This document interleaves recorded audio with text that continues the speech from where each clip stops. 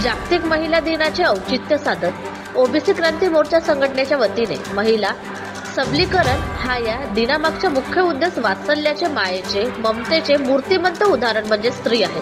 स्त्री ही मुळातच आशावादी आहे.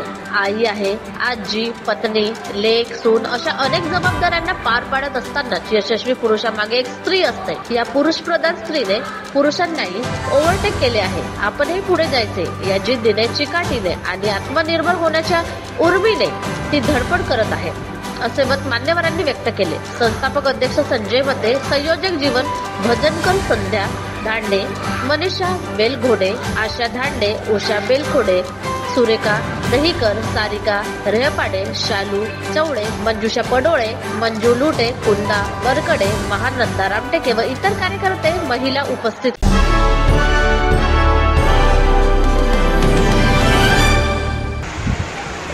जागतिक महिला दिवस म्हणजे त्या काळामध्ये महिलांवर खूप अन्याय व्हायचे, महिलांना कोणत्याच प्रवाहामध्ये येऊ देत नव्हते आणि ती क्रांती महिलांनी घडवली होती. आता आमच्या दोन महिलांनी सांगितलं की त्या काळामध्ये महिलांवर काय अन्याय होत होते, न्यूयॉर्कमध्ये त्या महिलांवर किती अन्याय अत्याचार होत होते. त्या अन्यायाला वाचा बोलण्यासाठी सर्व महिला एकत्र झाले आणि ती क्रांती तिथं घडली. ती होती 8 मार्च. म्हणून त्या दिवशी जागतिक महिला दिन म्हणून साजरा करण्यात येतो.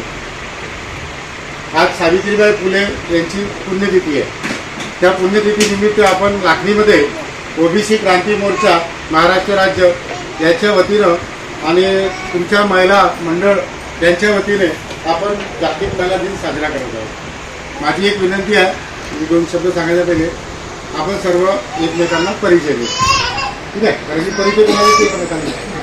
तर मी माझ्यापासूनच सुरुवात करतो. मी संजय मते, ओबीसी क्रांती मोर्चा संस्थापक अध्यक्ष, मंडळाला राहतो.